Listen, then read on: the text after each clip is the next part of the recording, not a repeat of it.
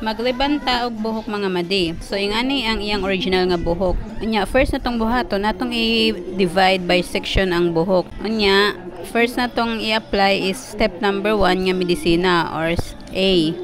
Class A or class E. Step 1 nya ato na siya i-apply diha hinay-hinay 1 by 1 basta ipahid-pahid na siya diha kanang evenly inganaon siya pagbutang ang medisina nga step 1 or kanang number 1 nga medisina. Kaysa usa ka medisina duha na siya ka klase, usa ka set na siya 1 ug 2. So after atong na-apply og medisina ato nang gibanlawan paghuman giblower. Pag human og blower ato dayon siyang giplansa.